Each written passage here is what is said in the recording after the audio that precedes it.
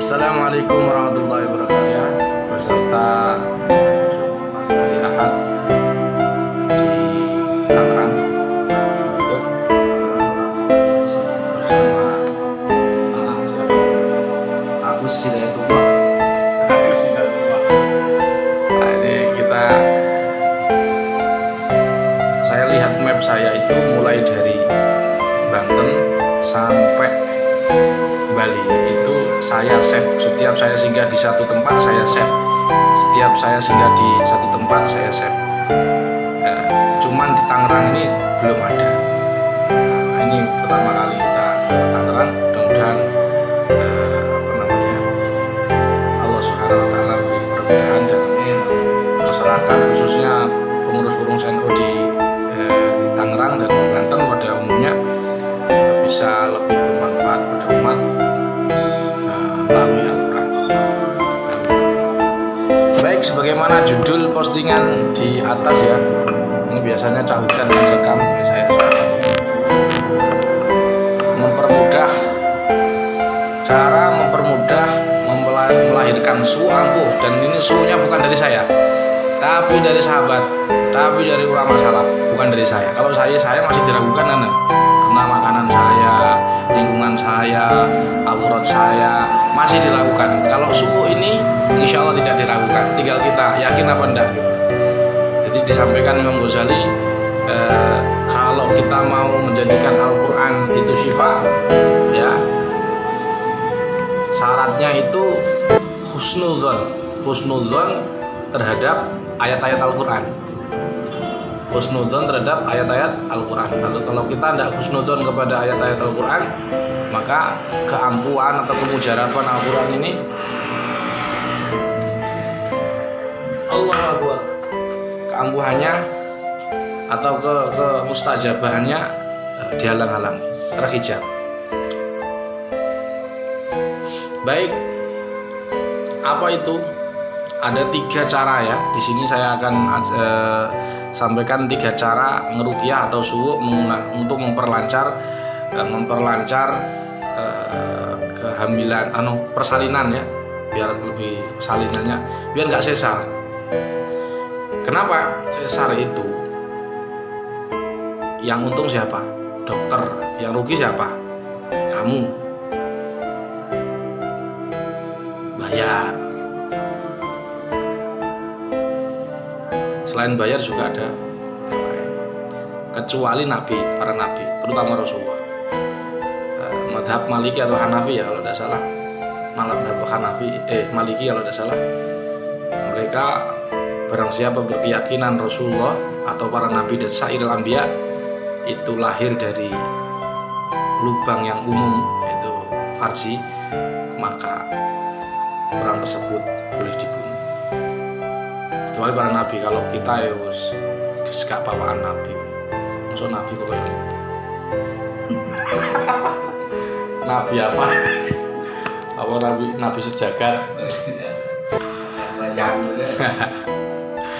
Baik, saya akan rujukan saya sekali lagi bukan tajrib dari saya sendiri, bukan panjenengan, bukan anggota JRA, tapi ulama salaf. Bahkan ada kisah-kisah Nabi Musa, Nabi Isa alaihissalam. Apa itu kisahnya? Bismillahirrahmanirrahim. Disebutkan dalam kitab Khawasul Quran halaman 64. Khawasul Quran ini salah satu kitab dari Imam Ghazali. Kitab Ghazali disebutkan di sini ada sekitar karangannya 50. Yang asli dari Imam Ghazali, termasuk yang tidak diperselisihkan, itu adalah kitab Khawasul Quran. Adapun kitab Awfaq itu masih kontroversi. Sebagian ada yang menarik ini dari Imam Ghazali, sebagian yang tidak. Nggak mungkin Imam Ghazali ngajari seperti ini, begitu. Dan lebih saya kecenderungan memang Awfaq memang bukan cenderung dari Imam Ghazali. Jadi ada khilaf. Maunya khilaf, kamu mau menghargai enggak? Itu nggak perlu ngotot-ngotot sampai keluar ototnya begitu. Gitu aja. Jadi sebagian ada yang mengatakan begitu. Dan dulu pernah saya tulis di Facebook.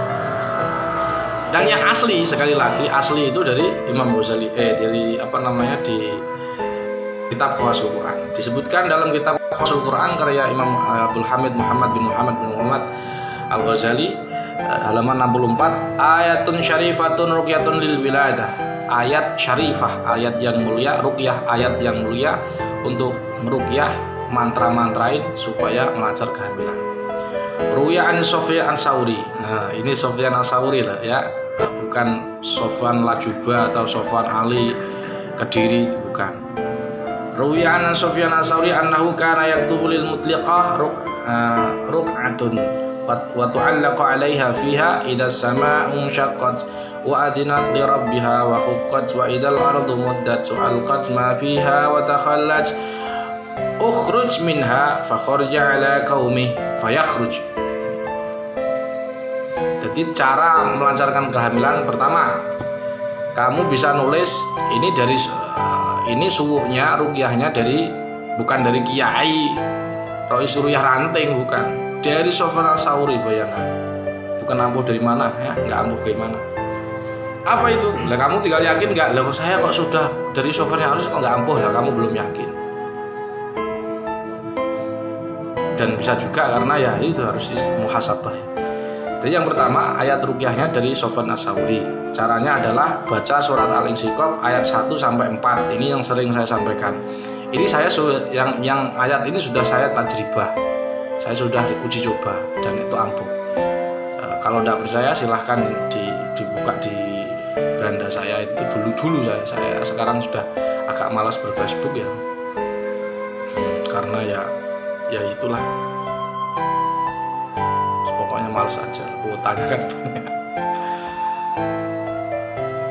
Yang pertama dari Sufyan Ats-Tsauri, ini maaf saya Ibu Hajah Nur Hasanah. Suatu ketika begini, beliau itu anaknya sakit, ini dari Situbondo, anaknya sakit nih, mau sesar nih sama dokter. Oh sudah dioperasi, mau dioperasi. Terus saya mau pelatihan itu di Situbondo, di Pondok Sukorejo itu, di Pondok Pesantren Sukorejo Kiai Azaim. Nah, kemudian Ibu Hajah Nur Hasanah itu bawa air, Gus saya minta air, saya doain pakai Al-Insyiqaq itu. Saya sebutkan namanya, saya fatihai, saya bacakan ayat, kemudian saya suruh minum sebagian diusap di. Alhamdulillah tidak jadi sesar dan normal. Kalau normal ya namanya fitrah ya normal. Jadi tidak ada sakit. Beda ketika kita sesar, nanti kan ada namanya buatan manusia, sobekannya buatan sobek manusia. Kalau beda sama sobekan Allah. Pertanyaannya, kamu senang sobekan dokter apa sobekan Allah? Ya sobekan Allah lah. Sobekan dokter kailah gitu. Caranya baca Al-Insyiqaq ini dibasuhkan begini. Dan saya pernah dicoba istri saya sendiri. Jadi ketika maghrib Al-Insyiqaq ini, sore Isya langsung keluar. Cepet itu, langsung buka 4. Buka berapa ya? Saya lupa. Buka itu loh. Buka 17 atau buat. Tapi yang jelas buka 3 atau 4 itu. Allah. Cepet pokoknya sudah lahir. Jarak berapa itu sudah lahir. Jadi Al-Insyiqaq ayat 1 sampai 3. Idza as-samaa'u syaqqat wa adinat li rabbiha wa huqqat wa idal ardu muddat wa alqat ma fiha wa takhallat. Tapi kata Sufyan Ats-Tsauri tidak hanya itu, harus dibacakan lagi kalimatnya ukhruj minha. Jadi setelah Al-Insyiqaq ayat 1 sampai 4 ditambahi kalimat ukhruj minha fa kharaja ala qaumi. Fa kharaja ala qaumi itu adalah Maryam ayat 11. Jadi Sufyan Ats-Tsauri itu menulis di sebuah kertas, di situ ada tambalan ya, ruk'atun itu tambalan atau kain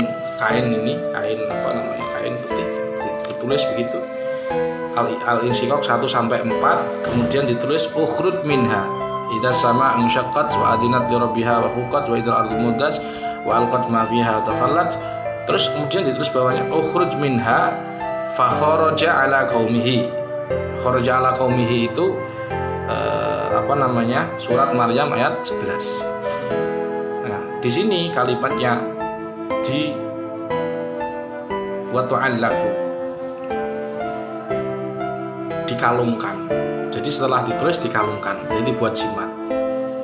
Asal ya boleh-boleh saja kalau jimat Al-Quran itu boleh.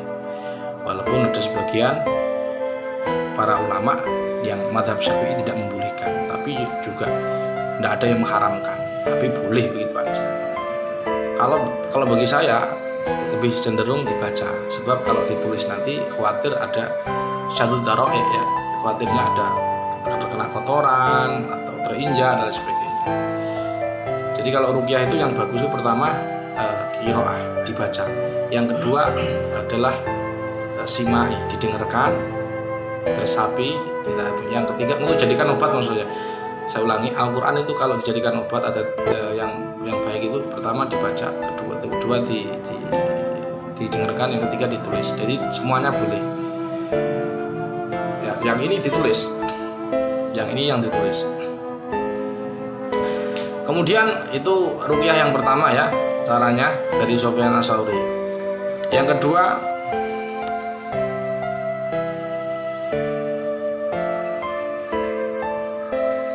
mana lagi? Oh ini, fawaidun li usril wiladah ruya an Ibnu Abbas qala adza asara 'alal mar'ah wala tazhaf al yaktub laha. Jika di antara kalian itu ada perempuan yang sulit melahirkan, mar'ah lah perempuan ya. Jadi yang kedua tadi dari Sufyan Ats-Tsauri, sekarang dari Ibnu Abbas. Su'nya dari Ibnu Abbas, bukan dari kiai siapa atau gus siapa, enggak, dari ustadz siapa, enggak, dari bayangkan Ibnu Abbas. Beliau dawuh, kalau ada perempuan kesulitan melahirkan, maka hendaknya menulis kepada dia. Ini catat ya, pakai pulpen, silahkan cari pulpen, tulis kalimatnya, Bismillah la ilaha illallahul halimul karim. Nanti diulang-ulang video saya ini, saya ulangi. Ini ruqyah yang kedua dari Ibnu Abbas. Bismillah la ilaha illallahul halimul karim, subhanallah rabbul arsyil azim, alhamdulillahi rabbil alamin. Terus ditulis ayat ka'annahum yawma yarawnaha lam yalbasu illa 'ashiyatan aw duhaha. Perhatikan, yang saya baca tadi adalah surat An-Nazi'at ayat 46. Dilanjutkan ayat ka'annahum yawma yarawna ma yu'aduna lam yalbasu illa sa'atan min nahar balagh fahal yuhlaku illa al-qaumul fasiqun. Al-Ahqaf ayat yang saya baca tadi yang kedua, Al-Ahqaf ayat 35. Kemudian disampaikan di sini qala Abdullah bin Ahmad bin Hanbal qala abi hadatsana Aswad bin Amir bi isnadin bi ma'nahu wa qala taktubu fi ina'in nadhif fayusqa. Jadi disampaikan dari Imam Hambali ya, beliau dari ayahnya, bahwa ayah beliau Imam Hambali diceritakan dari Aswad bin Amir dengan sanad yang maknanya kira-kira ayat tadi ditulis di sebuah tempat yang bersih kemudian diminumkan. Begini caranya. Kamu sampean cari ini piring, kemudian cari sesuatu yang bersih ya, terus sebidol atau apa yang bersih ya, yang sekiranya baik. Jadi yang kedua adalah, dan ini bukan bangkai piring, ditulis dua ayat itu, tuktabu fi ina'in nadhifin fayusqa, terus diminumkan orang yang hamil tadi. Ruqyah yang kedua untuk melancarkan kehamilan itu ada ayatnya, ada begini ya doanya. Pertama, Bismillah la ilaha illallahul halimul karim, subhanallah rabbil arsyil azim, alhamdulillahi rabbil alamin. Terus ditulis dua ayat ya. Ka'annahum yawma yarawnaha lam yalbathu illa 'ashiyatan aw duhaha. Yang kedua adalah ayat itu tadi surat An-Nazi'at ayat 46. Yang kedua adalah ka'annahum yawma yarawna ma yu'aduna lam yalbathu illa sa'atan min nahari balagh fahal yuhlaku illa al-qaumul fasiqun. Al-Ahqaf ayat 35 gitu.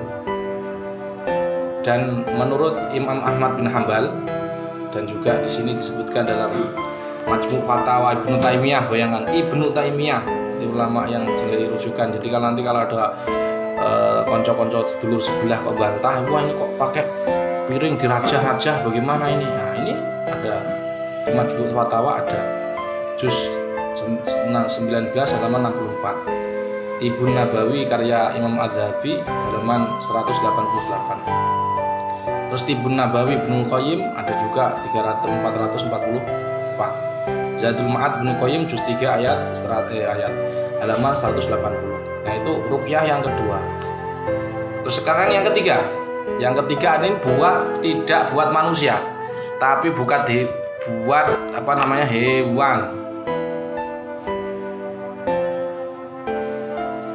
Bismillahirrahmanirrahim. An Ukrimah min Abdul Abbas qala marra Isa sallallahu ala nabiyyina wa alaihi ala baqaratin wa qad i'tarada waladaha fi batniha wa qalat ya kalimatullah Allah li ayukhallisni mimma ana fi wa qala ya khaliqan. Yang kedua ini adalah hadis dari Ikrimah dari Ibnu Abbas bahwa Nabi Isa ini untuk melancarkan kehamilan hewan yang sulit. Jangan pakai untuk istrimu. Jurah apa harus istrimu kalau mau. Ada alamat. Ini kan kakinya 4. Ini ceritanya beda. Nabi Isa itu ketemu sapi. Nah, ketemu sapi. Nabi Isa itu bisa berbicara dengan hewan. Ala baqaratin wa qad i'tarada walada fi batniha fa qalat kalimatullah. Sapinya itu sulit melahirkan. Terus sapinya itu dibilang ya kalimatullah, ini julukan Nabi Isa alaihissalam. Allah li Nabi Musa, tolonglah doa kepada Allah supaya apa yang di perut saya ini bersih. Artinya bersih itu ya biar hamil lancar begitu, biar saya tidak berat ini.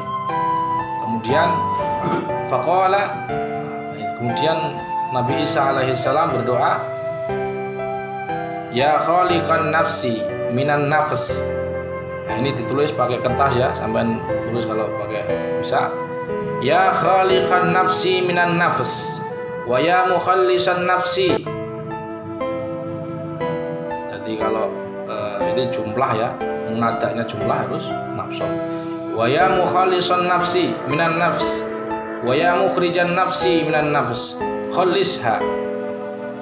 Tiba-tiba qala farongtu biwaladiya fa idza hiya qaimatun tasyummu. Nah, setelah doa seperti itu, tiba-tiba tiba-tiba sapi itu keluar bayinya, balitanya, balita sih. Bayi mata balitanya. Apa itu pedet? Kalau istilah Jawa itu hari-hari pedetnya keluar. Loh, sapi keluar. Ya itu yang persis saya nggak bisa nirukan karena bukan bangsa saya, jadi kalau saya kan manusia. Kemudian dia sambil mencium qaimatan tasum. Jadi tiba-tiba sapi yang melahirkan tadi berdiri, langsung bisa berdiri karena anaknya keluar dan menciumnya. Tasummu, jadi ibunya kembali ke anaknya, bukan sapinya. Jadi sapinya itu berdiri kemudian mencium anaknya tadi. Tasummu inilah apa itu namanya, menyedot. Masa sapi yang mencium, ini kan nggak mungkin. Sapi kok masa mencium? Kan di sini tasummu ya mencium maknanya, tapi kan yang dimaksud mungkin menjilat-jilat gitu. Nah, di sini sampaikan faida usira 'alal mar'ah walada faktubulah. Jadi jika kalian ini sulit, jadi istri-istri kalian itu sulit melahirkan, kalian bisa nulis ini di sesuatu yang suci, kemudian minumkan kepada dia, insyaallah. Jadi itu aja dulu 3 cara ngeruqyah untuk melahirkan supaya lancar. Semoga bermanfaat dan tetap yakin Al-Quran obat. Toh umpama kalian ngeruqyah pakai Quran nggak mampu, tetap kalian berbahan wahab. Dan ingat, iqra'ul Quran fa innahu ya'ti yaumal qiyamah syafi'an li ashabihi. Jadi jelas tidak sama antara Al-Quran dan sugesti, jangan disamakan. karena itu kalamullah jangan disamakan dengan kalamun nas, dengan ucapan manusia. Kalau kamu menyamakan berarti imanmu masih perlu dibenahi. Mudah-mudahan Allah membenahi hati-hati kita, semakin mantap tauhid dan iman kita kepada Allah Subhanahu wa taala. Tetap istiqomah berupa dengan Al-Qur'an. Assalamualaikum warahmatullahi wabarakatuh.